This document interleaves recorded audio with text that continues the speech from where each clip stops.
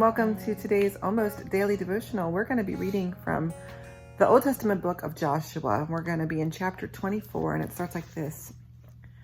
Joshua gathered all the tribes of Israel at Shechem. He summoned the elders of Israel, its leaders, judges, and officers. So now he says, Joshua, revere the Lord.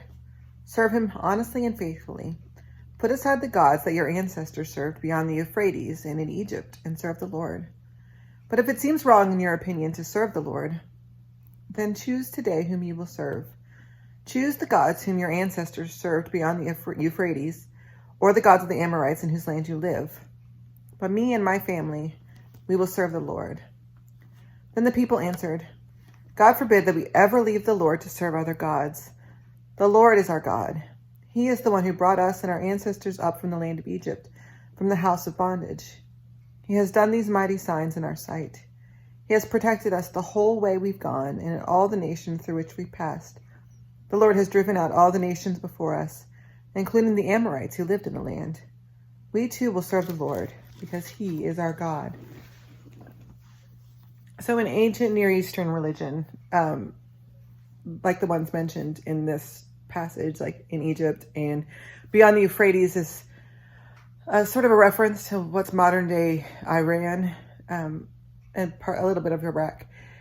So, you know, the gods of the East and the gods of the West essentially is what they're saying. In those religions, each god was responsible for a portion of the world. So you'd have the god of the harvest, the god of the river, the god of the lake, the god of the land, the god of rain. And so they would worship each god separately and give each god a different kind of devotion. And Joshua here is saying that the people of Israel need to decide, are they going to trust in those things, in the gods of the weather, and the gods of their bank account, and the gods of their house? Or are they going to trust in the God who delivered them from Egypt, the God who lives, the God who reigns, who speaks, the living God?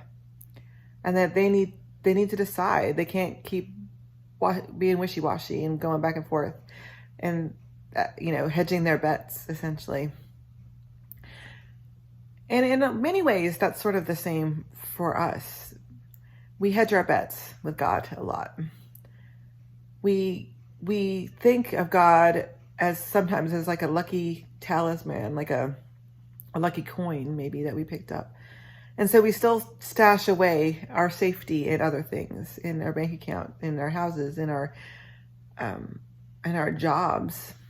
And the truth is, none of those things are permanent. None of those things have the extensive history and the extensive ability that God has to impact every part of our lives. They're temporary. They fluctuate. They change from day to day. And sometimes it seems like they're good, and sometimes it seems like they're a weight, a stress.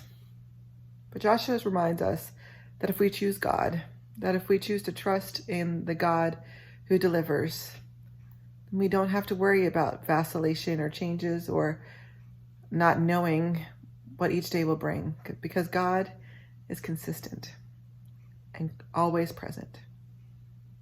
So you have to choose. Whom will you serve? God bless.